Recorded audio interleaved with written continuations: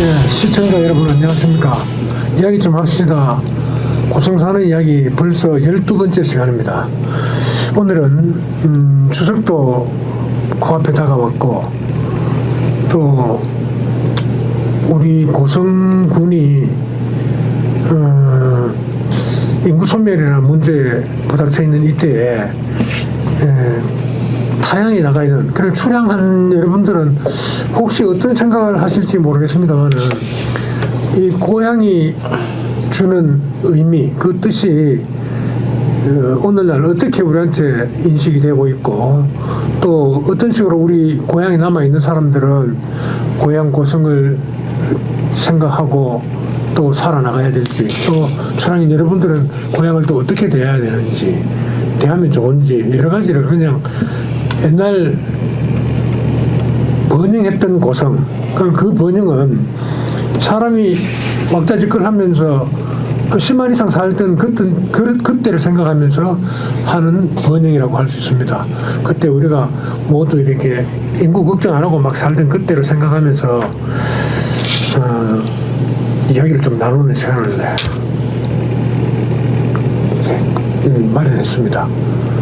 제목은 고향, 지금부터 돌아가면서 고향에 대해서 이야기를 하겠습니다. 그리고 먼저 인사부터 좀 해주십시오. 우리 정영환 의원부터 인사 좀 해주십시오. 예, 반갑습니다. 고성군 의회 정영환 의원입니다. 오늘 제 12회차 우리 토론 주제가 고향인데 고향이라는 말만 들어도 그냥 마음이 편안해지고 참 좋은 그런 말인 것 같습니다. 그 정도로 우리가 태어나고 자란 곳에 대한 그 마음의 어떤 안식과 편안함을 주는 그런 그 단어인 것 같습니다.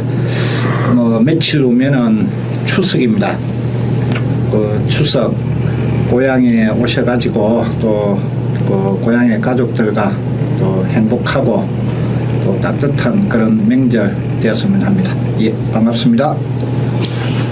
네, 안녕하십니까. 경상남도 도의 허동원 도의원입니다. 어제 폭우도 많이 오고 그래서 피해가 없는지 좀 걱정도 됩니다. 오늘 고향을 주제로 이야기를 하게 됐는데 고향이 이제 따뜻함도 있고 추억도 있지만 저는 개인적으로 고향이 이제 인구도 좀 줄고 또 새로운 성장 동력도 딱히 보이지 않는 것 같아서 고향이 많이 아파하는 것 같다. 그래서 우리 이 아파하는 고향을 어떻게 우리가 좀 치유를 하고 우리 고향을 좀 더 활력 있게 만들어야 되는가에 대해서 오늘 좀 좋은 이야기가 좀 나왔으면 좋겠습니다. 네, 반갑습니다. 반갑습니다. 경남대학교 법학과 겸임교수 김면규입니다.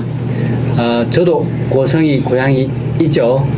저 고향, 고성 하면은 정말 아늑하고 아득한 느낌도 있습니다. 아득한 옛날부터 그 마음속에 재려오는 그런 느낌도 있습니다. 밖에 나가서 고향을 거리는 그 수많은 고향을 둔 그 향우들은 고성을 꼭 그리워해 주시고 꼭 방문해 주십시오. 추석 잘 보내십시오. 예, 자 먼저 이제 인사 말씀을 하시고 자 먼저 그러면 한번 정영환 의원님한테 한번 여쭤볼게요. 고향 정영환 의원님의 고향은 어떻습니까? 어떤 게 고향입니까? 태어나고 자란 곳이 고향이죠. 그 단어적인 사전적인 의미인데 고향이라고 그러면은 항상 그 좋은 느낌이죠. 좋은 느낌인데 우리 허동원 도의원님께서 조금 전에 말씀했다시피 그 고령화되어 가고 또 소멸 지역이고 그래서 다소 그 심적으로나 마음적으로 조금 아쉬움은 있습니다만은 그래도 아직까지 우리 고성 고향은 가능성이 잠재력이 풍부하고 또 출향해서 계시는 또 우리 향우님들이나 또 현재 살고 있는 우리 고성 국민들께서는 아직까지 우리 고성이 재력이 있다. 또 잠재 성장력이나 발전 가능성이 상당히 많은 지역이다. 희망과 꿈을 가지고 용기를 또 내셔가지고 또 열심히 생활하시면은 꼭 인구가 많아야 잘 사는 그런 뭐 동네는 아니거든요.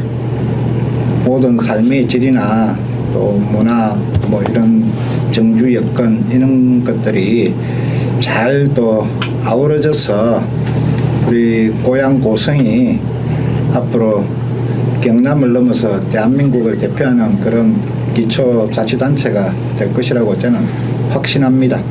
우리 향우님들 행여나 뭐 이제 은퇴를 하시고 또 현재 거주하고 계시는 곳에서 생활을 또 하실 수 있겠습니다만은 만일 돌아가야 될 곳은 고향 아니겠습니까? 고성으로 많이 오십시오. 여러분들 오시면은 잘 사실 수 있도록 저희들이 준비 잘 해놓고 또 만전을 다해서 준비해서 여러분들 맞이하는데 아쉬움이 없도록 최선을 다하겠다는 말씀 드리겠습니다. 참네. 고향 뭐냐 물어봤더니 끝을 내버렸는데. 끝이 나버렸는데. 자, 그러면 물론 뭐 정의원 의원님 금방 고향은 여전히 고향이라는 그 사전적 의미도 말씀하시고 했는데 그 안에 또 고향에 대한 고향이 어떤 거라는 것도 설명해 주셨는데 허동을 의원님은 고향이 어떻습니까? 고향은 어떤 겁니까? 고향요. 고향은 저희 이렇게 맛 좋은 오리 같기도 하고 물 좋은 상문탕 같기도 하고. 글쎄 고향은 뭐 우리 정현 어머님 말씀하신 것처럼 뭐 제가 어머니 품속에서 태어났듯이 뭐 그런 태어나고 자랐고 다시 이제 수구 초심의 마음으로 고향에서 묻히고 싶은 그런 지역이 아닐까 하는 생각이 있고요. 그래서 내가 어머니 품속에서 이렇게 자랐던 따뜻함, 그래서 고향에 대한 늘 애정 이런 것을 가지고 있고 또 내가 묻힐 곳이기 때문에 내가 묻혀서 앞으로 수백 년 수천 년이 지나도 이 고향이 늘 뭐 행복하고 좀 뭔가 이렇게 여기 이 고향에 살고 있는 모든 사람들이 뭔가 이렇게 꿈도 갖고 비전도 갖고 행복하게 살 수 있는 그런 지역이 되기를 간절히 바라는 곳이라고 저는 생각합니다. 그런 곳이 이제 고향이다. 그 묻힐 이야기는 아직 안 했다니까. 벌써부터 묻힐 준비를 다 만들어 놓고 묻혀야지. 다 만들 때 대한 그런 고민. 아유, 죄송합니다. 제가 막내인데. 자, 그럼 김 박사님은 고향은 어떤 겁니까? 저는 이제 원래 제 성향이 아주 얌전하게 생겼지만은 아주 막 생각은 막 적토마 같은 데가 있습니다. 막 저 만주 벌판을 달리는 그런 게 있습니다. 무슨 말이냐면은 저는 이제 고향을 생각할 때는 여기 너무 가능성이 있는 땅이다 이렇게 생각했어요. 그리고 그렇게 생각하고 2010년에 뭐 한 9년쯤에 내려왔는데 너무 잘 안 되고 있어요. 잘 안 되고 있는 것들이 제가 생각하는 것만큼 안 되고 있는 것들이 보면은 좀 이제 제가 생각하는 행정, 제가 생각하는 뭐 어회 그런 역할들이 좀 잘 안 되고 있는 게 아닌가 하는 뭐 아쉬움이 있습니다. 그러나 이제 저도 역할을 좀 나름대로 지원 역할을 많이 할 테니까 우리 고향이 좀 잘 되도록 앞에 계신 두 분이 노력 많이 해주십시오. 예. 자, 시청자 여러분한테 하나 제가 알려드릴 게 있는데요. 우리는 참 미안하지만 다음 주에 무슨 방송한다, 내일 모레 뭘 하자 이렇게 하지 않고 불러 모아서 제가 이제 물어보면 막 대답하는 그런 형식이거든요. 그래서 금방도 헤매고 있는데 김민규 박사님은 고향은 어떤 겁니까? 고향이 도대체 뭡니까? 고향 정말 아까 말씀드렸듯이 아늑하고 아득하고 그래요. 정말 그 마음이 점여든다고 표현해야 되나 뭐라고 표현해야 될지 잘 모르겠는데 아주 감성적이다. 그죠? 네, 고향은 뭐 정말로 고향이 없는 사람들은 불행하죠. 근데 저는 고향이 있어서 너무 행복하고 또 제 대학 동기들은 고향이 없어가지고 서울에 사는 제 동기들이 하는 말이 맨날 하는 말이 나도 고향이 좀 있었으면 좋겠다. 이게 사는 데가 아니라고 뭐 그렇게 생각하더라고요. 그래서 그렇게 뭉뚱그려서 고향이 없는 사람도 있습니까? 어떤 경우는 고향이 없죠. 그러니까 이제 고향의 정체성이 없는 거죠. 이제 고향의 정체성이 없는 거지. 뭐 마포, 뭐 저기 강남, 그럼 서울, 고향 서울. 예. 그 사람들은 정체성이 없더라고요. 정체성이라는 게 여기가 고향인가? 뭐 고향이라는 데를 가도 뭐 자기를 알아보는 사람이 없고 뭐 또 자기의 흔적이 없고 그런 것들을 이야기하겠지요. 예.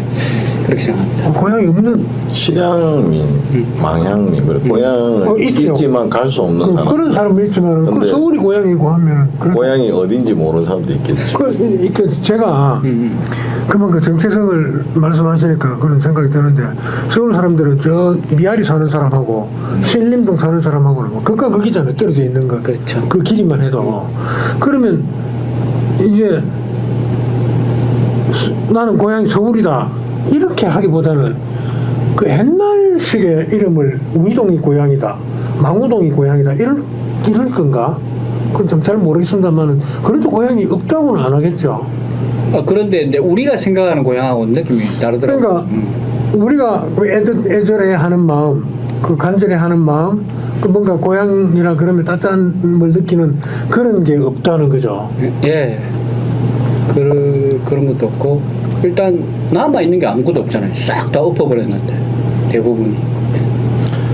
서울이라는 공간은 그 이제 도시가 팽창되면서 이게 도시화되니까 그런 살았던 흔적도 없어지고 또 이사를 자주 가잖아요. 부모들도 같이 이사를. 그러니까 이게 어릴 때 자랐던 그런 공간도 없고 또 부모님들이 또 여러 곳에 다녔기 때문에. 근데 우리 고성 같은 경우는 뭐 예를 들어 한 20년 여기 쭉 학교 다니고 또 대학을 가거나 직장 생활을 하고 또 부모님이 계시니까 늘 추석 명절이고 내려와서 부모님 계시고 친척 계시니까 그런 어떤 이 고정되어 있는 그런 공간이다 보니까 이 그런 서울 사람들보다는 훨씬 더 이 고향에 대한 어떤 그 정이나 애정이나 이런 게 더 큰 거죠. 있으니까 내가 살았던 옛날에 공간도 있고 사람도 있고 또 오갈 수 있는 공간이 그대로 있으니까 그래서 더 이 시골을 고향을 두고 있는 사람들이 또 고향을 자주 찾고 또 그리워하는 것 같아요.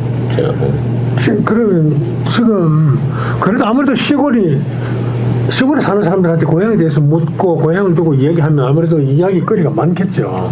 많은데 정윤원 의원님은 혹시 고향과 관련돼서 좀 잊지 못할 그런 추억이 그래도 고향 얘기니까. 네. 그래도 어릴 적 추억 이런 게 일상생활을 살면서는 고향 생각을 안 하겠지만 명절이 가까워오고 같이 살던 사람들이 타향에 갔다가 다시 돌아오면 고향에 대한 얘기를 할 것 아닙니까? 그래서 제일 기억에 남는 그런 고향 일, 고향 이야기 그런 게 있을까요? 뭐 저희 시골에 우리 저는 고성군 상림면이 고향인데요. 그 대도시처럼 뭐 산이 없어지고 뭐 도로가 새로 뚫리고 뭐 없는 시설물들이 뭐 세워지고 그러는 경우는 좀 극히 드물죠. 네. 흐르던 냇물은 그대로 흐르고 있고요. 하천 정비는 됐겠죠. 예, 또 큰 정자나무는 그대로 또 남아 있고 또 옛날 살던 골목도 그 형태대로 유지되고 있습니다만은 많은 개량은 일어났죠. 아스콘이 깔리고. 네, 아스콘이 깔리고 상수도 하수도가 들어오고 이제 이런 기반 시설들은 많이 됐고 한데 거의 또 산천은 그대로 다 있죠. 전답들은 다 있죠. 그래서 항상 돌아오면은 뭐 어릴 적 뛰어놀고 또 그 형제들하고 또 동네 친구들하고 뛰어놀던 그런 생각들 많이 나죠. 뭐 그런데 그 항상 고향은 좋은 것 같습니다. 좋은 것 같는데 또 한편으로는 또 이런 게 있는 것 같아요. 어릴 적부터 또 현재까지 커오는 가정 이런 게 또 속속들이 다 노출이 다 돼 있지 않습니까? 네. 그러면은 또 마을 주민들은 저 친구는 참 얌전하고 좋은 친구였다. 뭐 크게 될 친구였다. 저 친구는 어릴 적부터 좀 그 개구쟁이였고 뭐 이렇게 이제 뭐 거의 다 노출돼 있는 거죠. 이제 또 그 속에서 또 장점 단점을 또 어른들이 또 이렇게 지도도 해주고 또 어떤 그 통제도 해주시고 하는 그런 뭐 어떤 도덕이 어떤 지배하는 그런 이제 우리 고향의 정서가 있는데 뭐 인구가 조금만 늘어나면은 앞집 뒷집 잘 모르잖아요. 그 너무 삭막하게 살아가는데 저희는 이제 고향을 이제 시골에 두고 있는 거에 대한 그런 행복한 장점도 어떤, 있다, 예, 그죠? 장점이 많다. 그리고 또 저희 애들도 어릴 때 이렇게 또 시골에서 자라 놓으니까 추억이 참 많은 것 같아요.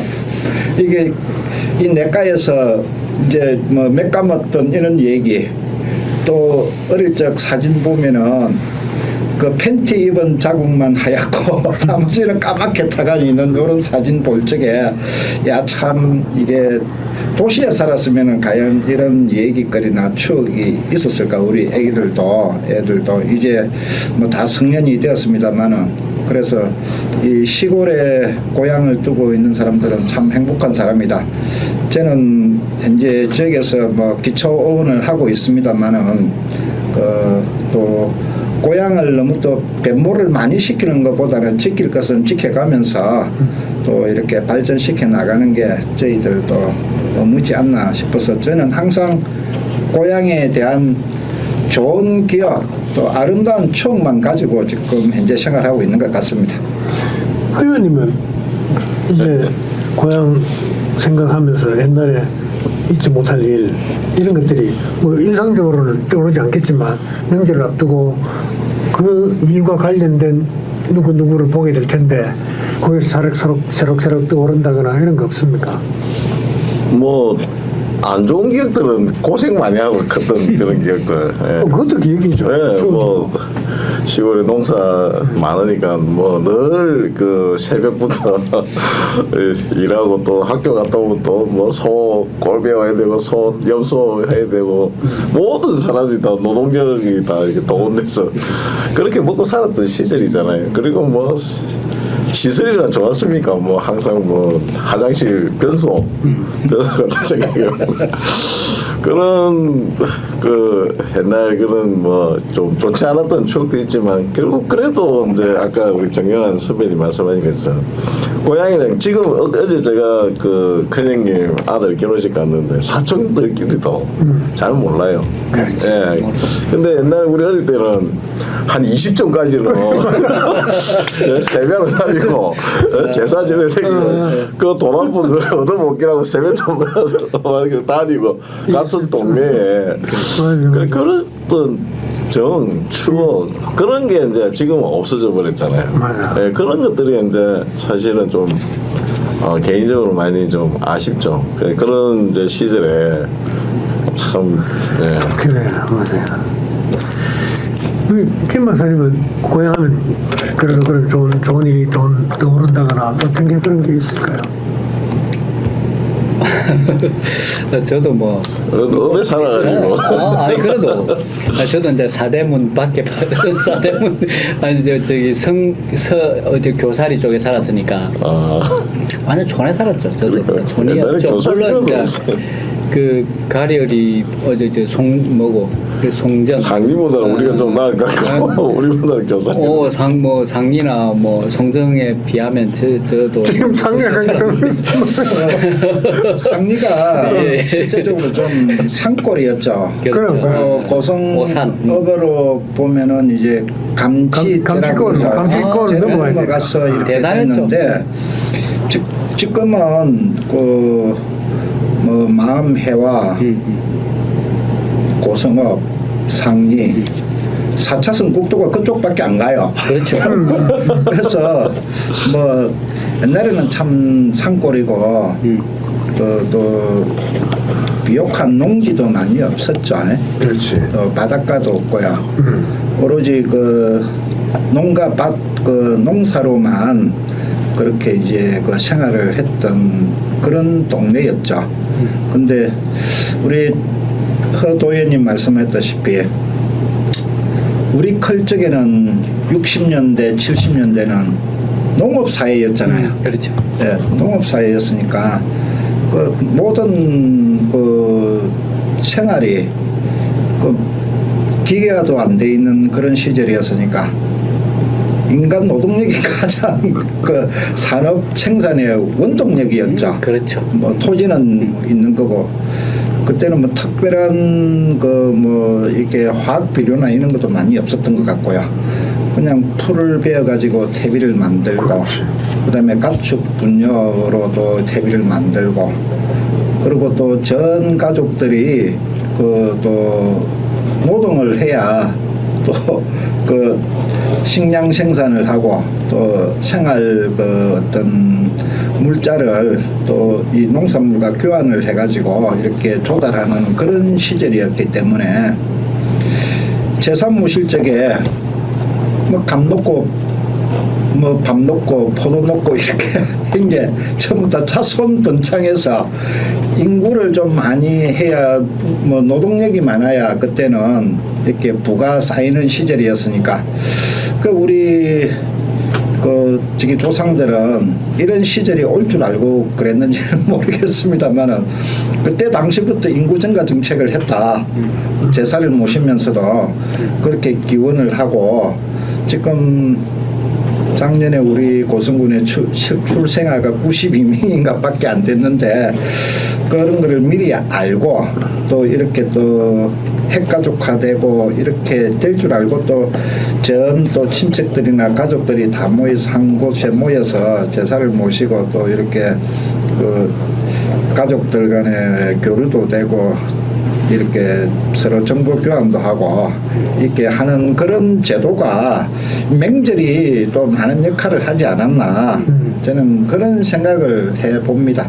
그래서 항상 명절이면은 지금 뭐 60대 이제 접어듭니다만 아직까지도 가슴이 두근거리고 설레고 아직까지도 좋은 것 같습니다.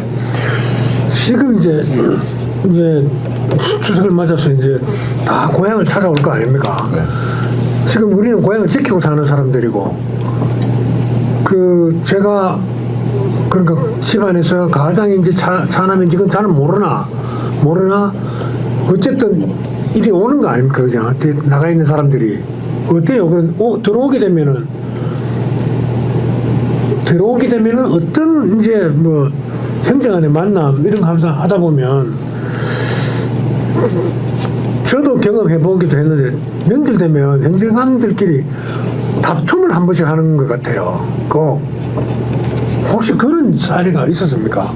아니 뭐 저는 이제 대가족은 그렇더라고요. 대가족은 저는 이제 어머니가 올해 돌아가시면서 올 추석부터는 누님이 이제 두 분 있고 여동생이 한 분 있는데 올 추석에는 아예 안 모이더라고요. 안 모이게 되더라고. 제가 장손인데 우리 사촌 동생들도 우리 집에 올 수도 있는데 아직 한 번도 안 왔어요. 그 아파트에 사는데 근데 엄마 집에 이제 오고 그랬는데 엄마 집을 제가 우리 여동생한테 줬거든요. 주니까 이제 우리 여동생은 또 임대를 줬어요. 그 외국인 노동자들한테. 그러니까 이제 갈 데가 이제 모일 데가 없는 거예요. 그러면 이제 우리 집에 이제 모이게 하든지 뭐 하는 방법은 있겠죠. 어쨌든 이제 그런 맥락에는 또 이런 게 있거든요. 1960년대까지는 이게 상속이라는 게 저 고주 상속, 그 장자 상속이었거든요. 그 이후에는 이제 완전히 균분 상속으로 바뀌어 버리니까 이게 필요성을 못 느낀다. 예, 지금 이제부터는 제사라는 게 큰 의미가 없어요. 옛날에는 그 제사를 통해서 재산 상속도 받고 제사하는 사람한테 다 넘어가고 그 사람을 중심으로 모이고 그러니까 뭐 20촌도 뭐 모이고 뭐 이런 현상이 벌어지는데 이제는 뭐 4촌도 필요 없고 뭐 이렇게 되는 거죠. 이제 그런 구조로 넘어가고 있음에도 불구하고 고향이 고성인 사람, 고향이 이제 이런 고향이 어떤 약간 정체성이 아이덴티티가 좀 확실하게 좀 붙들고 있을 수 있는 그런 지역에 사는 사람들은 그걸 통해서 또 맥맥을 이어 나갈 필요가 있다. 또 그걸 또 우리 고성군에서도 어떤 그런 정책들을 또 좀 만들어 나가야 되고, 왜냐하면 도시에서는 도저히 만들 수 없는 정책들이거든요. 그래서 지금 이제 상속 제도라든지 지금 저기 그 앞으로의 전개될 가족 관계가 보면은 이제는 뭐 가족 해체 이제 완전 돌입했거든요. 그렇죠. 돌입했기 때문에 이제 그런 것들을 어떻게 하면은 좀 묶어 나갈 수 있을까? 가족끼리도 조금 더 묶어 나갈 수 있는 제도나 어떤 그 기구들을 만들어 나가고 또 고향을 중심으로 또 좀 묶여 나가는 그런 것들을 좀 만들어 나가고 하는 그런 게 필요할 것 같고 그것도 내 머릿속에 조금 있습니다. 예. 금방 그거 되게 중요한 말씀이라서 조금 이따 하기로 하고. 그러면 혹시 두 분은 명절 때 혹시 집안에 이건 뭐 나쁜 얘기를 듣고 하는 건 아닙니다. 아니, 근데 뭐 다툼이 일고 막 그러지 않던가요? 많았죠. 그런 일이 많죠. 우리는 이제 육남일녀거든요. 육남일녀. 네, 우리 남자가 여섯이라 우리는 어릴 때부터 그냥 수시로 그냥 싸워. 아니 싸우면 일반기로 맞고 자라고 했는데, 그래 이제 머리가 크니까 일반기 안 맞으려고 하다 보니까 이제 싸움이 나는 거죠. 그래서 이제 항상 뭐 이게 다툼도 많고. 근데 이제 사실 제일 다툼이 심했던 거는 이제 부모님 돌아가시고 이제 재산 때문에. 그렇다. 그래가지고 정말 뭐 끝까지 갔으면 안 볼 뻔했는데, 그래도 이제 큰형님이 말씀하신 것처럼 이제 양보하고 그래가지고 이제 뭐 어느 정도 돼서 이제 자주 이제 우리는 이제 자주 모여서 이렇게 하는데, 최근에는 이제 그 옛날 이야기 가지고 이제 싸움을 이렇게 다툼이 생기네요. 뭐 예를 들면 뭐 옛날에 형이 나 때렸다 니가 이러면 니 잘 되라고 때렸지 뭐 이러면 그게 뭐 잘 되라고 때린 거냐 이러면서 보상해 내라 이런 거 옛날 추억 가지고 이제 막 이렇게 하는데, 근데 우리도 이제 어제 형님 결혼식 있어가지고 형제들 모여가지고 저녁도 먹고 그랬는데 그런 이야기 많이 했어요. 이제 주변에 이제 형제들이나 다 이제 퇴직할 나이잖아요. 제 매제도 이제 그 경향신문에 있지만 이제 3년 뒤면 퇴직이고, 제 사촌 저기 동생도 이제 도시에서 식당을 하는데 이제 잘 안 되잖아요. 도시 요새 이제 이런 게. 그리고 이제 뭐 셋째 형님도 부산에 계신데 뭐 이제 애들 다 이제 다 키워놓으니까 부산에 살기 싫은 거죠. 그래서 이제 어제 그런 이야기 많이 했어요. 이렇게 이제 고향에 다 내려와서 이제 형제들끼리 모여서 그냥 오손도손 뭐 그렇게 크게 욕심 부리지 말고 다 이제 도시에 뭐 한 2, 3억씩은 최소 3, 4억 다 있잖아요. 뭐 전세금을 빼서 집을 받는. 그래서 그거 가지고 와가지고 이게 동네에든 아니면 근처에 이게 뭐 작은 집을 지어가지고 나이 보통 60 내지 이제 70 사이니까. 그래서 그냥 모여서 삽시다. 그래서 이제 퇴직하면 이제 매제도 내려오고 부산의 형님도 이제 내려오시고 또 사촌 형도. 와, 그러면 갑자기 한 20명 불겠는데. 예. 그래서 어제 내려올 사람에도 20명이 넘었어요. 맞아. 들어보니까. 그래서 저는 이제 그 형제들 이렇게 고향에 이렇게 정말 이제 그 추억이 있는 사람들을 이렇게 꼬셔가지고 이렇게 고향으로 들어오게끔. 이게 지금 사실 오늘 이야기해야 되는 건데 핵심적으로. 예. 그러니까. 예, 형제들이나 친인척을 다시 이렇게 떠도록 하는 거 많이 오려고 하더라고요.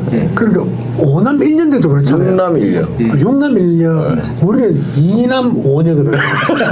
우리는 2남 5년대. 행복하게 2남 5년대. 딸이 많은 데는 행복. 우리 누님들이 금방 이런 이야기를 하더라고. 같이 모임 살면 좋겠다.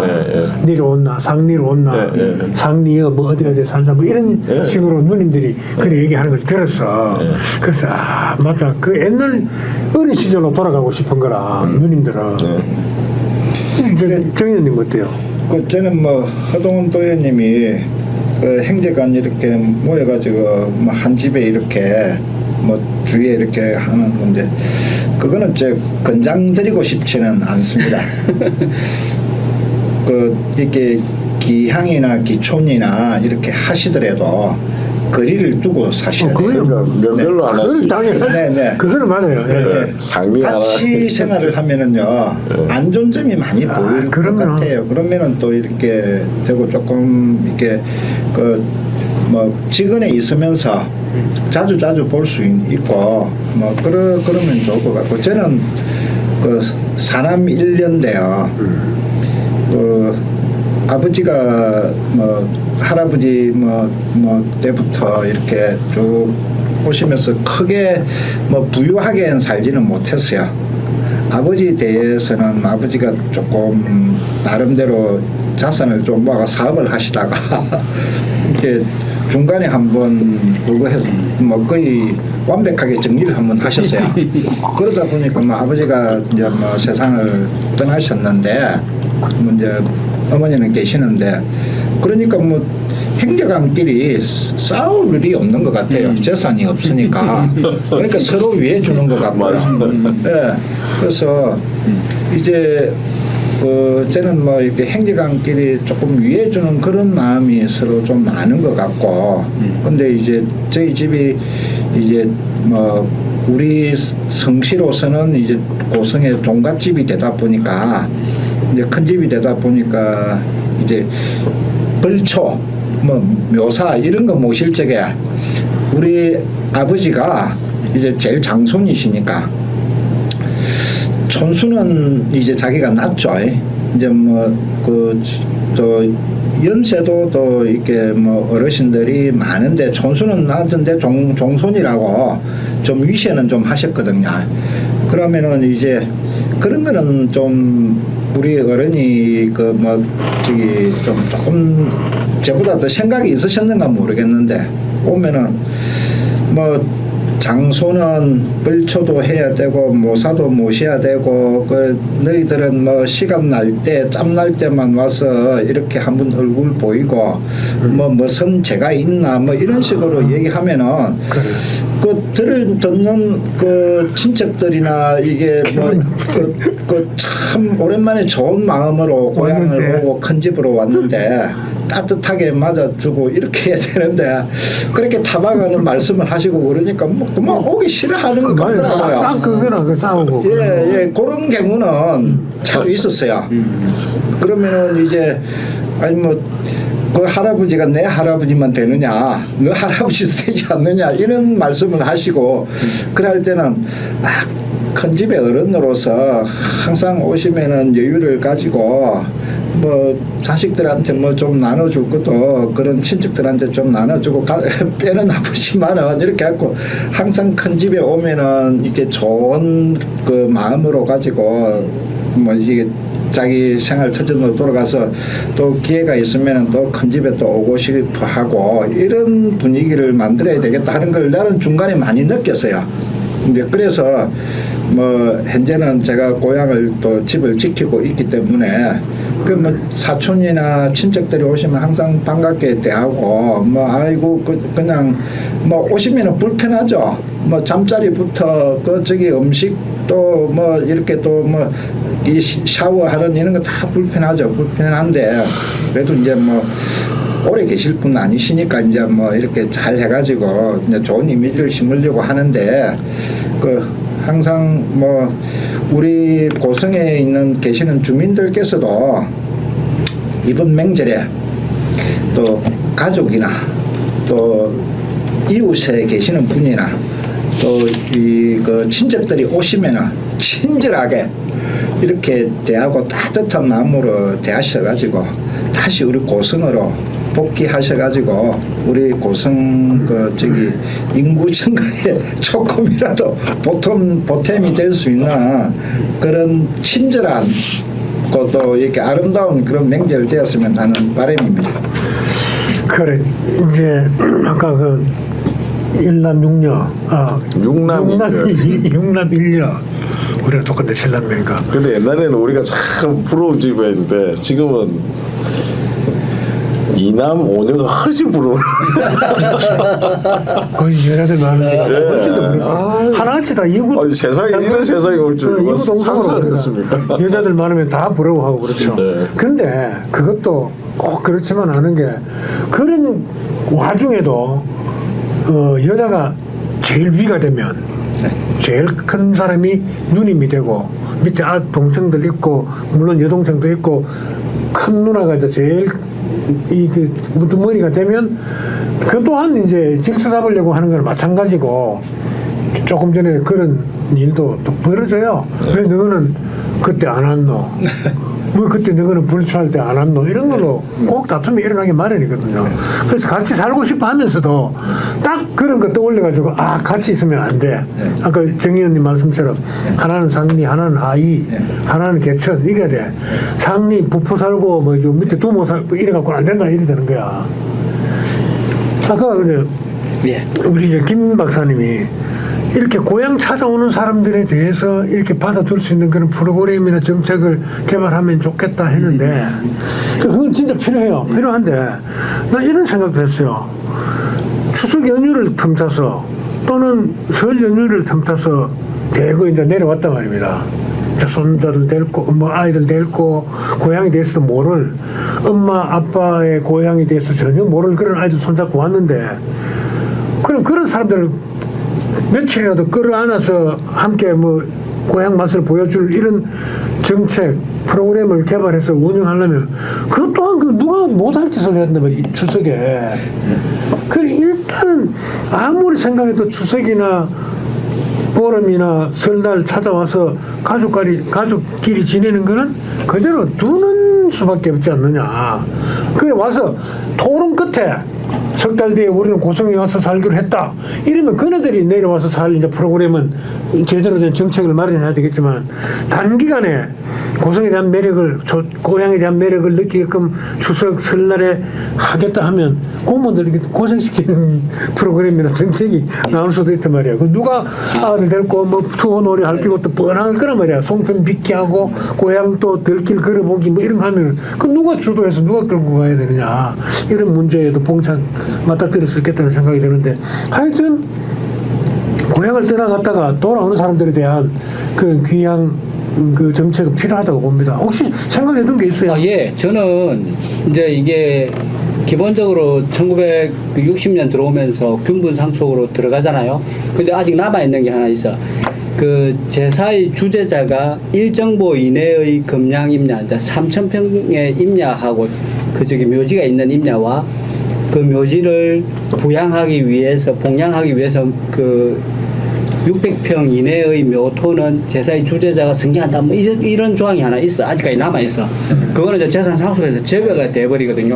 그걸 통해 가지고 결국에 이제 뭐 벌초라든지 이런 문제도 너 알아서 해결해라 뭐 이런 개념이거든요. 그러나 사실 그렇지가 않은 집들이 되게 많아요. 뭐 그 일정부 이내에 임야가 없는 집들이 얼마나 많습니까, 그죠?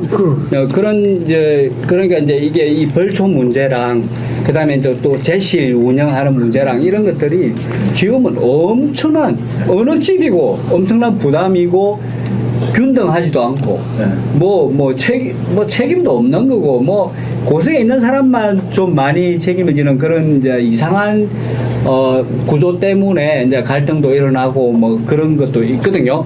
그래서 저는 이제 이런 부분들을 어떻게 생각하냐면은 이걸 전부 정리해서 저기 이제 제가 옛날부터 그런 이야기 해야 돼. 토지 재생 사업을 하자.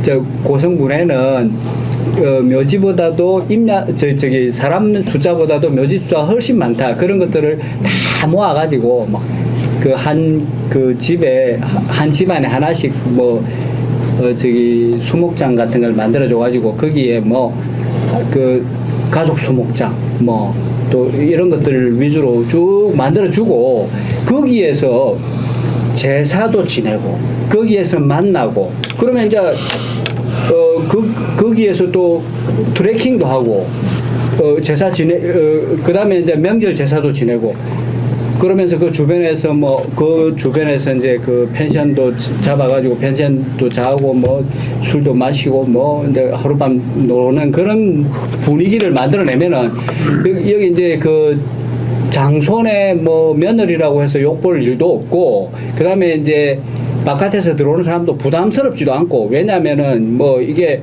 자기 내가 뭐 해야 될 일을 안 하나 뭐 이런 그런 부담이 없지 않겠느냐. 그래서 이게 모든 그 이제 현대에 맞게끔 그 구조를 좀 더 간단하게 만들어내면은 오히려 그것들이 그 밖에 나가 있는 그 향후들한테 큰 도움이 될 수도 있다 그렇게 생각합니다. 예. 자, 그러면 김 박사님 뭐 고성군정에 좀 이바지를 하고 하면 좋은 정책이 나올 수도 있겠습니다.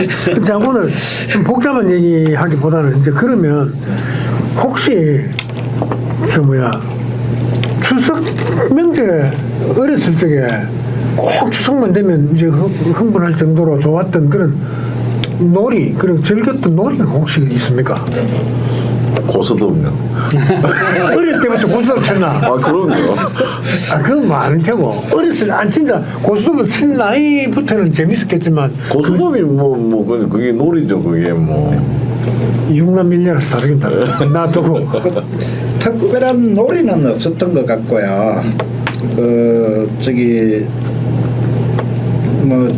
중학교, 초등학교 이렇게 다닐 적에는 명절 때 되면은 각 면 단위로 콩콜 대회라고 그랬죠.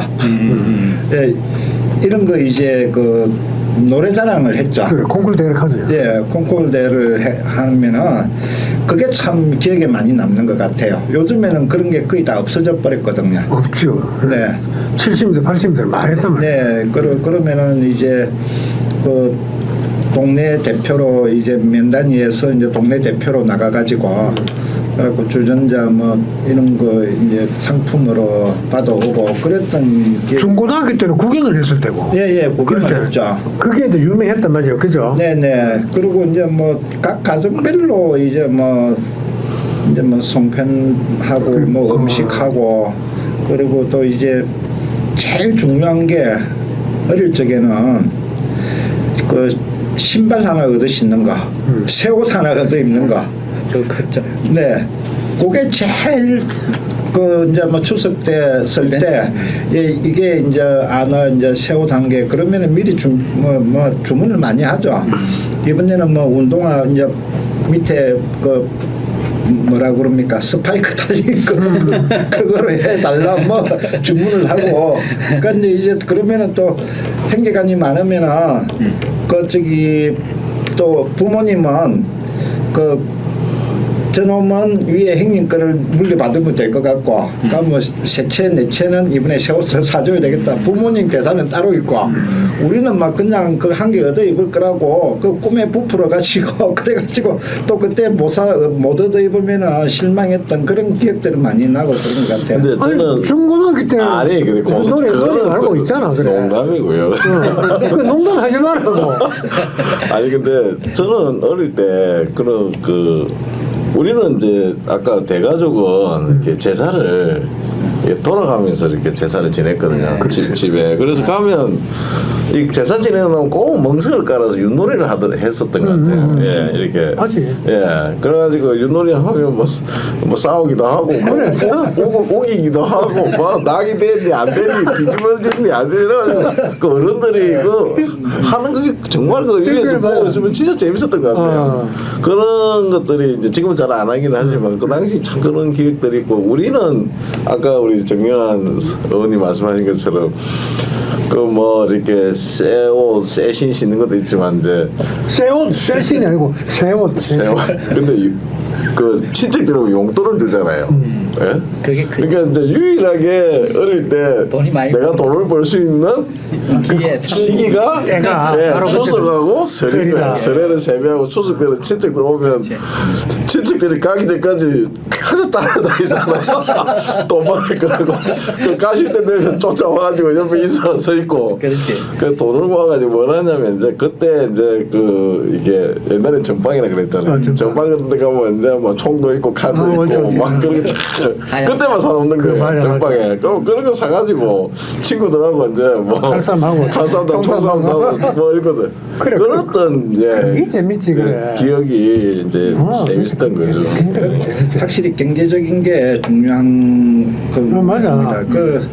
그 친척 중에서도 조금 잘 사시는 분이 있잖아요. 그분은 오면은 항상 용돈이 조금 많이 후하고. 규모가 조금 후하고 이런 분이 계시잖아요. 그분이 이번에 일 때문에 못 오신다고 없어 돈줄인데. 예. 그러면은 뭐그 용돈 수익 계획에서 차질이 생기는 거죠. 예. 왔는데 그분이 수익 계획을 세워놓구나. 아니 왔는데 그분이 나 없을 때 갔어. 눈물. 왜 나를 안 불렀냐? 그게 이제 성묘하고 딱 맞물리는 거예요. 예. 성묘 갔다 온 사이에 가버렸다. 아, 맞아. 그게 이제 맞아. 그래 그 추석날 되면 동무들이 밖에서 부르잖아. 네. 창생아 놀자 하는데도 저 사람이 오면 용돈을 줄 거기 때문에 나가지도 못해요. 그래서 사람 속도 모르고 말이야. 계속 불을 새끼면 좀 용돈 줄 때까지 기다리고 그러잖아. 근데 요즘 애들은 전혀 안 그래요. 또 요즘 애들은 전혀 또 안 그래요. 그래 나는 좀 엄마한테 가슴 아프게 엄마는 내가 가슴 아프게 한 줄 모르고 있지. 돌아가셨지만 지금도 가슴 아프게 한 적이 있어요. 어떤 일이 있었냐면 우리 돌아가신 어머님이 양장을 잘해. 손으로 잘 만들어 옷을. 재봉질도 잘하고 그래서 추석 한 열흘 전부터 이렇게 손으로 뜯으면 내 옷을 만들었어. 그 아침에 그 옷을 입고 추석날 아침에 나가니까 내가 초등학교 한 2학년쯤 됐겠다. 2학년 3학년쯤 됐는데 동네 아주머니들이 막 모여서 쟤는 창식이 저 엄마가 저걸 손으로 만들었단다. 그때 자기들이 놀라고 경탄한 건데 나는 막 부끄럽 죽겠는 거야 그게. 안 사주고 직접 안 사주고. 자고. 예. 그래 그 아줌마들이 하는 얘기가 저 봐라 땀 뜬 거 봐라 저걸 저리가 다 만들었단다. 그래서 부끄럽더라고. 그래 뭐 그런 소리가 못하고 그걸 입고 나가기가 뭐한 거야. 근데 엄마가 그걸 알고 다음 추석 때는 그래 나 그때도 옛날에 그 007 그 위기 일발 이런 영화가 제임스 본드가 처음 나왔을 때 존 코넬가 처음 나왔을 때 그 영화가 진짜 유명했거든. 1960년도 이럴 때. 그 위기 일발에 007이 0이 00 넣고 7이 권총처럼 넘어져갖고 권총 딱 나오는 이런 007 이게 로고가 박힌 티셔츠가 그렇게 탐이 나더라고. 그런데 어느 날 추석 전날 보니까 엄마가 그걸 딱 사다 놨어. 그 좋다고 그걸 입고 막 쫓아다닌 거지 뭐 희야호야하고. 근데 지금 생각하니까 그 3학년 때인가 2학년 때인가 만들어준 엄마가 만들어준 그 옷이 지금도 생각나. 그때는 추석이 빨리 와서 밑에 반바지 위에 여기까지 오는 걸로 체크 상의 곤색 바지 이렇게 만들었는데 지금 생각하면 뭐 통곡할 일이지 뭐. 그래 귀하고 좋은 요즘엔 거. 핸드메이드고 그럼 세상에 어머님의 세상에 정성이 하나밖에 아주 없는 건데. 하나밖에 없는 건데. 그런 생각이. 아이 그때 그렇게 해서 잘 사셨네요. 그때만 명절 때만. 어머님이 그래 그 기술을 발휘한 거지. 그 2나 5년쯤 되면은 귀찮잖아. 이거 다 누나 데리고 형님 데리고 내 여동생인데 귀찮아도 아들 놈 하나 있다고 근데 그 만들어 주셨던 거라. 귀한 아드님이시죠. 귀한 아들이라고. 자 그렇고요. 자 그다음 혹시 추석 때 이렇게 특별하게 해먹는 집안에 음식이 있습니까? 추석 때면 따로 해먹는 음식. 그 뭐다 제사법이라. 제사 음식이죠 대부분. 예. 특별한 거 없었던 것 같은데. 뭐 그냥 추석 때 특별한 게 없어요. 예. 그렇게 이제 뭐 있으세요? 아니 그래 혹시 특별한 게 있는가 싶어서. 우리 뭐 어머니가 특별히 제조했을 우리가 뭐 저 고성사에서 똑같이 뭐 우리가 특별한 거 이야기하면 전라도나 저기 강원도에서 왔지요 이럴 거 아닙니까? 그러니까 우리는 고성 사람이니까 특별한 게 없고 우리는 평균적으로 그냥 비슷하게 먹어. 자 그럼 자 음식은 고성은 다 똑같았다고 보고 그다음 혹시 지금도 추석 되면 특별하게 따로 만나는 친구들 있습니까? 추석 때 돼야 설이나 추석 때야 만나는 친구들이 있어요. 동네마다 친구들 개모임 하잖아요. 그러니까 추석 때는 명절에만 모이잖아요. 그런 모임도 있네. 네, 동네마다. 그러니까 우리 저 초등학교 그 초등학교도 이제 동네마다 이게 다 처음에 다 따로 했고요. 그 총동창회 같은 경우는 1년에 한 번 정도 했는데 그것도 뭐 코로나 때문에 잘 못 하긴 했는데 근데 이 또 동네마다 인구가 줄잖아요. 그러니까 이제 옆 동네에 두 개, 세 개 올려가지고 이제 무슨 일별로 이렇게 하고 그러니까 이제 시골 친구들 소위 이야기하는 뭐 고추 친구라고 하는 친구들은 따로 못 만나니까 이제 명절에 이제 모이고 그리고 재밌는 거는 이제 그 면지역은 이제 업에 못 놓으니까 집집마다 돌아가면서 이제 뭐 사랑방이나 이런 데 앉아가지고 이제 상패 놓고 이렇게 먹고 결혼하고 나니까 이제 와이프 데리고 와서 같이 이제 하고 그럼 정현님은 특별하게 추석 때면 친구들 특별히 만나는 그 결혼 전에는 이렇게 명절 때 되면은 친구들끼리 찾아가면서 이렇게 연락해가면서 찾고 했는데 그런 후에는 결혼 후에는 안 되더라 이 말이죠. 저같이 가야 되니까 예, 와이프가 실컷을 가지고 있으니까 뭐 시갓집에 뭐 이제 며느리가 와이프가 이제 뭐 일을 보고 또 그 뭐 처갓집에 친정집에도 가야 되지 않습니까? 거기에 맞춰줘야 되니까 또 그 결혼 뒤에는 거의 잘 안 만나지는 것 같아요. 그리고 추석이라도 그런- 특별하게 따로 만나는 친구들은 없다. 네, 그러니까 그 친한 친구들은 이제 뭐 전화상으로 뭐 내려왔나? 그래 뭐 시간 되면은 차 한잔 마시자. 뭐 그 정도 하면은 나 뭐 바쁜데 뭐 그렇게 하면은 또 그 저기 못 만나고. 뭐 그 정도죠. 그 맞아. 전부 다 뭐 다 이제 개인 그 활동들이 너무 다 빡빡하게 살아가는 것 그러지. 같아요. 근데 이제 친구는 안 만나던데 저 같은 경우는 이제 어떤 친구 하나는 이제 캐나다로 이주를 간 아주 초등학교 절친인데 캐나다로 하나 이제 아예 이민 간 친구가 하나 있고 그 집에 아들 하나예요. 누나 둘이 있는데 누나는 이제 다른 시집 갔으니까 명절 아무도 없잖아요. 그러니까 누나들은 이제 명절 제사 지내고 이제 오니까 그리고 거기를 그 친구를 제가 이제 집에를 이제 들여다보죠. 오면 이제 가서 이렇게 특별한 친구가 있다. 예, 뭐 그 친구 그런 이제 좀 특별함은 있지만 이제 어렸을 때처럼 추석에서 특별하게 따로 만날 친구는 없고 그죠. 김동선님은 어때요? 아니 저도 이제 명절에만 만나는 우리 개모임이 있어요. 명절에만 1년에 2번 하는 개모임이 그렇겠네. 뭐 있어서 그런 거 다 있구나. 네, 그런 것도 있고 제가 고등학교를 저기 바깥에서 나왔는데 좀 먼 데서 그 해운대고등학교를 나왔는데 해운대고등학교를 나왔는데 제가 이제 그런 게 되게 안 좋더라고. 그 명절만 되면 이제 해운대고등학교 친구들이 명절날 다 모인단 말이에요. 명절날 날을 잡아서 모이는데 나는 못 가. 갈 수가 없었대. 그런 게 되게. 그 지금도 이제 그런 이야기를 하지. 고성에서 어디 고등학교 갈 때 니만 뚝 떨어져가지고 어디 저 그 전국 단위 모집 같으면은 어차피 명절날 따로 뭐 모이거나 그 지역에서 모이거나 그러지 않을 거니까 상관없는데 니만 뚝 떨어져가지고 어디 뭐 진주에 무슨 고등학교를 간다든지 그런 거 하지 마라. 그런 거를 하지 말고 주로 고성에 있거나 뭐 통영에 있거나 아니면 뭐 거창 가는 사람도 있고 뭐 그렇대요. 거창 가는 사람도 있고 공주 쪽에 가려는 사람도 있고 그렇대. 그런 거 하지 마라. 그런 거 하지 말고 괜히 그렇게 하면은 니만 명절날 못 만난다. 그런 이야기를 했죠.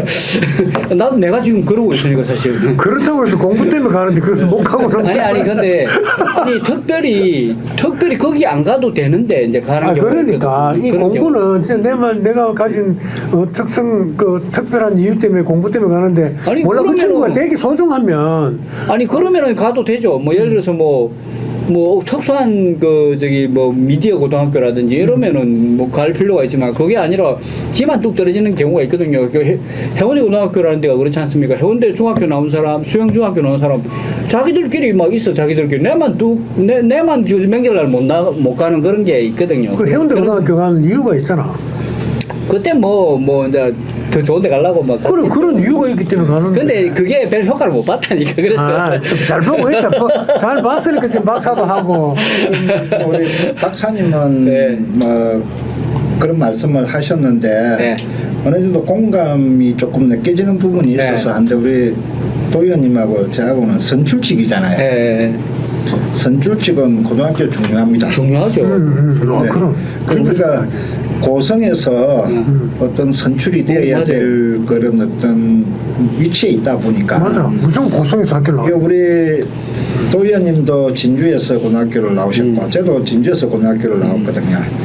그러다 보니까 이렇게 힘들죠. 초중원 이제 동문들이 있는데 고등학교 동문은 없잖아요. 그렇죠. 그러면 또 도와줄 이게 사람이 적어지는 외지에 있는 그 출신 동문들이 우리 지역에 많이 살 확률적으로 적잖아요. 그럼. 예, 근데 이제 고성 내에 있는 고등학교를 다니는 뭐 이런 그 분들은 지역에 살 확률이 많다 보니까 이제 그걸 갖다가 생각할 적에는 고성에서 고등학교를 나서면은 뭐 좀 이득이 안 많겠나 이런 것도 얘기를 하는데 또 단점도 있는 것 같아요.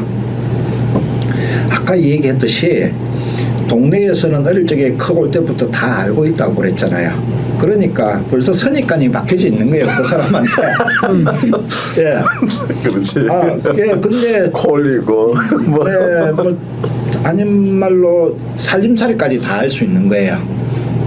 맞아요. 뭐 부모님 할아버지 때부터 그래. 어떤 식으로 다 살아왔다 뭐 이런 게 있으니까 또 뭐 이렇게 선출직이나 정치나 이렇게 하는 거는 또 연예인과 마찬가지로 또 신비주의도 좀 있어야 되거든요.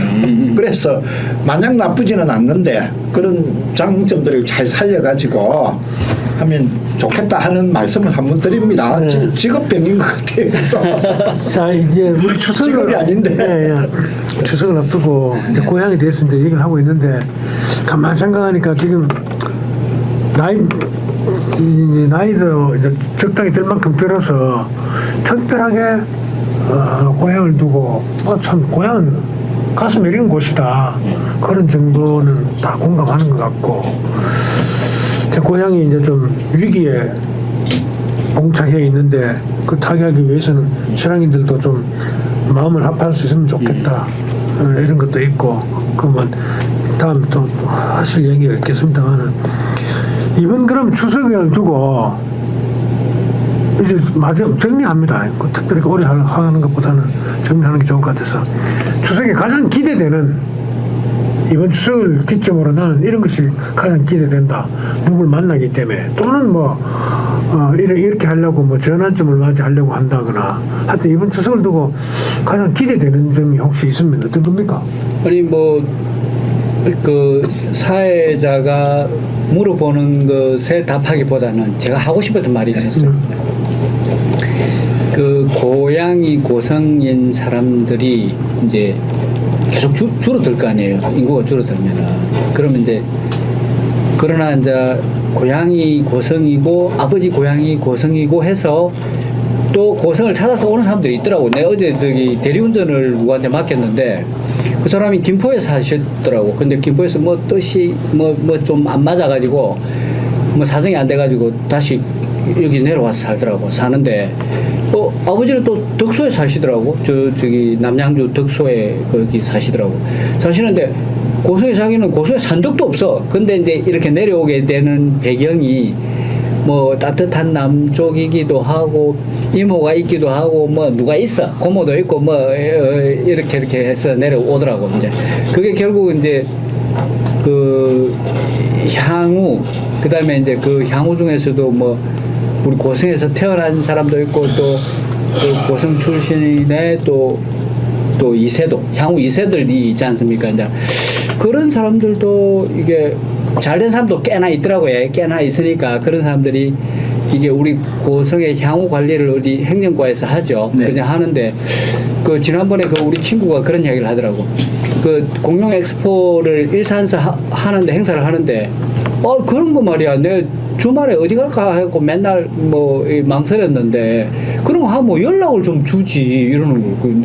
그 내가 뭐 그걸 뭐 하는지 안 하는지 그걸 잘 몰랐고 그런 걸 이제 고성군에서 향후 관리하는 차원에서 연락을 줘서 가게 하고 하는 뭐 그런 것도 필요하고 또 저기 향후 2세 관리도 필요하다. 우리 저기 SBS 8시 앵커 김가연이라는 애가 또 향후 2세거든요. 향후 2세고 그런 애들이 또 고성에도 또 좋은 영향을 줄 수도 있고 하니까 향후 2세들 되게 많은 것 같아요. 이제 그런 사람들 좀 관리해 주셨으면 좋겠다. 그런 생각이 듭니다. 예. 김 박사님 이제 그런 생각을 하셨고 혹시 두 분은 이번 추석 때 혹시 기대되는 게 뭐 있습니까? 이거 마지막 멘트입니까? 아니요. 또 있습니까? 이번 추석 때 하고 싶은 거는 그 아까 제가 6남 1녀잖아요. 그 결혼을 하니까 이제 14명이 되잖아요. 그래도 그 밑에 2명씩 다 나왔거든. 3명도 있는데. 야. 그러면 또 그 애들이 결혼도 해가지고 또 저도 할아버지 손자도 있고 막 그런데 그래서 또 한 30명 되고 이래요. 그래서 우리 아버지 어머님이 한 40명 이상이 이제 이렇게 대가족이 생겼거든요. 그래서 이렇게 다녀보니까 아버지가 예전에 글을 잘 썼어요. 그래. 여기저기 아버지 글이 있는데 그 글을 액자도 있고 뭐 병풍 글씨도 있는데 그걸 뭐 대부분 많이 버렸겠지만 갖고 계신 분들이 되게 많더라고요. 그래서 제가 지금 한 8개 정도 제가 이렇게 해수를 했거든요. 그래서 저는 이제 지금 아버지 거를 이제 아마 제가 보기에 최소한 40-50개는 이 고성전역에 이제 제가 해수를 할 수 있을 거라 생각을 해요. 그래서 저는 이번 추석에 이제 아까 얘기했던 종손 조카가 이제 결혼해서 이제 올 거잖아요. 결혼했으니까 이제 내려와서 아버지 할아버지 산소도 올 건데 그냥 오면 이번 추석에 이걸 기회로 해서 우리 40한 내가 보니까 4명 정도 되더라고요.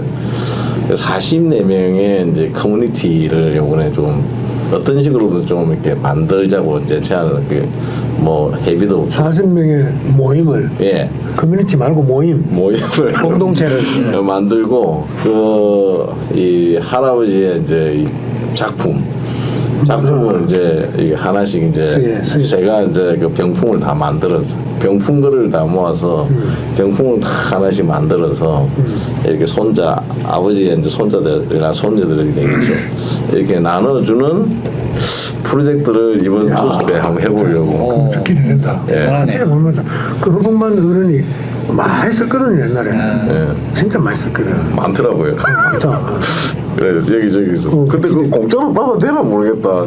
자기는 옛날에 그 이거 받을 때 내가 나오게 치렀으니까 치르고 받았는지 다른 또 뭐 일을 봐주시고 네가 받아온다고 그래 그걸 다시 받아. 저한테 주세요. 사례를 해요. 저한테. 사례를 해야 되는 거 아니고 그래.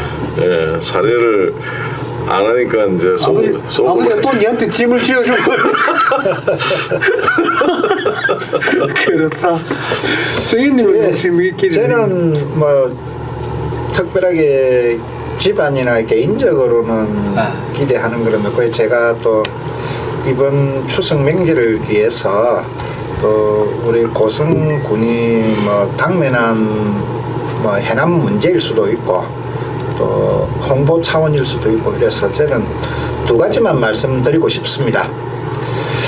첫 번째는 지금 요즘에도 뭐 언론에 많이 나옵니다만은 그 경제적으로 위축이 많이 되다 보니까 내국세가 적게 거치니까 각 지방으로 주는 그 지방 교부세가 대폭 감액이 되고 또 도에서 각 시군으로 주는 조정 교부금도 많이 줄어들어 가지고 지금 내년이 긴축 예산이 될 그런 뭐 한 해가 될 것 같습니다.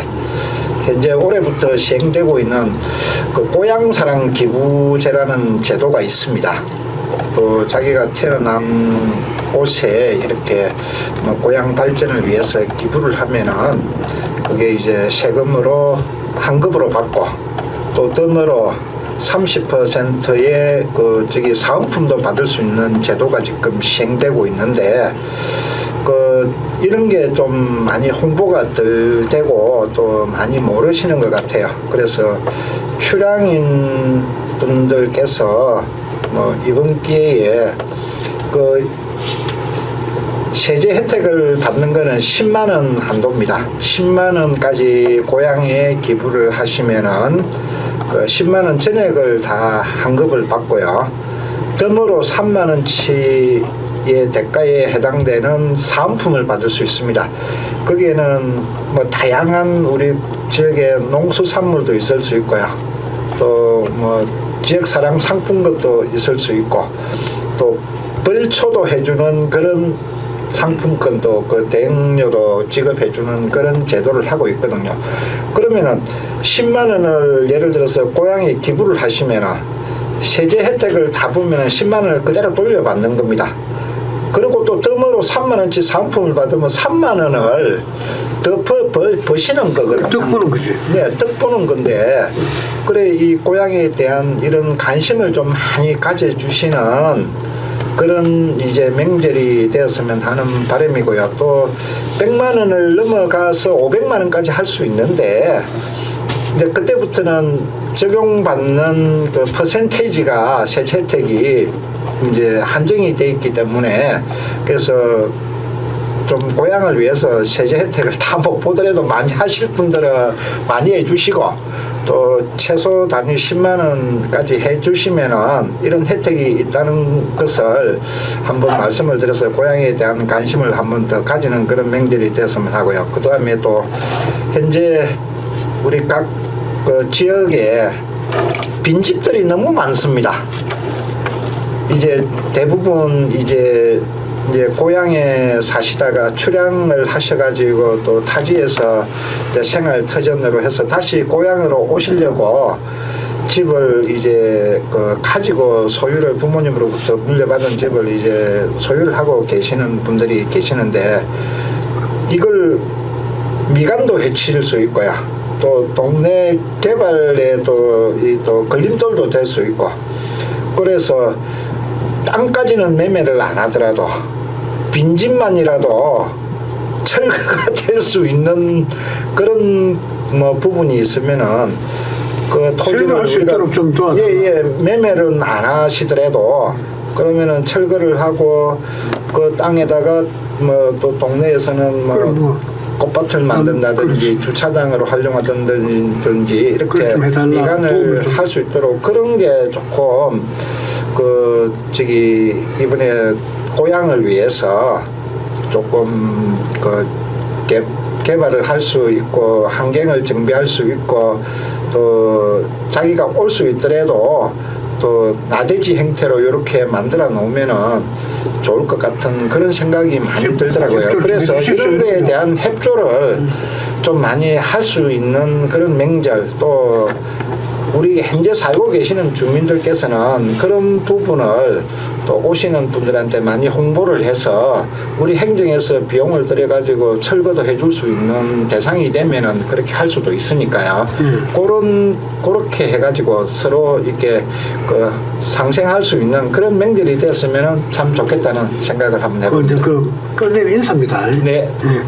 자, 또 말씀하세요. 그래.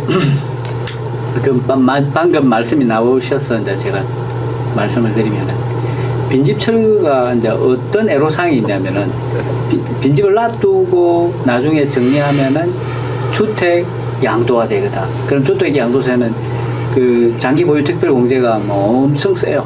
엄청나게 그 공제를 받아버리는데 빈집을 철거해버리고 나면은 이제 공제가 그냥 땅이란 말이에요. 맨땅은 30%밖에 안 돼요. 그 장기 보유 특별 공제가 30%밖에 안 되고 주택 같은 경우는 한 70% 가까이 되고 그렇게 되니까 나중에 양도세 차이가 엄청나게 나는 거예요. 날 수가 있어. 그런 점이 제도적으로 저걸 어떻게 해결해 주면서 이제 빈집 철거를 유도를 해야 되는데 그게 좀 또 문제가 될 수도 있겠다 그런 생각이 들고 어쨌든 저는 이 고향이 참 좀 그래도 느리게라도 천천히라도 성장을 해갔으면 좋겠다. 인구가 조금씩 늘어갔으면 좋겠다. 왜냐하면은 성장하지 않고 퇴보한다면은 사람들이 이제 더 이상 희망을 못 가진단 말이에요. 희망을 못 가지니까 좀 이 고향이라는 게 아득한 그런 기억만 있는 게 아니라 좀 더 희망적인 어떤 그런 모습도 보여야 된다. 그래서 그런 역할은 고성에 있는 정치인들이 좀 많이 해주셨으면 한다. 그게 제 마지막 부탁입니다. 자, 뭐 저는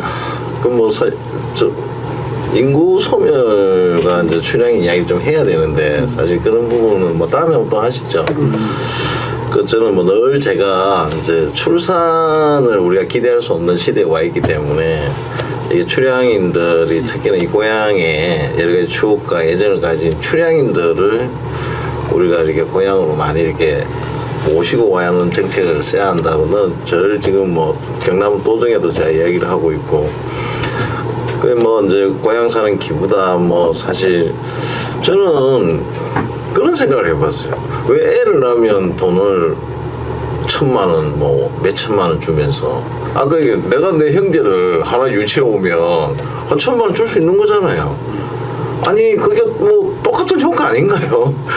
그래서 저는 우리 좀 출향인들이 사실 나가서 뭐 나이가 드신 분도 있지만 저도 뭐 동생도 있고 뭐 이러면 40, 50대도 있을 수 있잖아요. 그러면 그런 사람들이 여기 뭐 금이 한영은 아니더라도 예? 뭐 박수 받고 이렇게 들어오는 건 아니지만 우리가 고향에 오는 거를 정말 환영하는 그런 분위기나 정책은 있어야 된다고 생각하거든요. 정말 모습이라도 가서 제발 우리 고향에 오시면 우리가 이렇게 대우해드리겠습니다. 오십시오. 이런 뭐 수도권이나 부산에 가서 출향인들 모아놓고 고성으로 돌아와 주십시오. 고향이 어렵습니다. 이런 어떤 이렇게 좀 그분들이 올 수 있는 명분도 주고 또 아니 출산하는 사람은 몇천만 원, 애 낳으면 뭐 5천만 원도 주고 1억도 준다는데 앞으로 줘야 된다는데 한 분 우리 형제들 데리고 오면 들어오면 이렇게 해줄 수 있는 거잖아요. 지원을 파격적으로. 아까 빈집도 마찬가지고.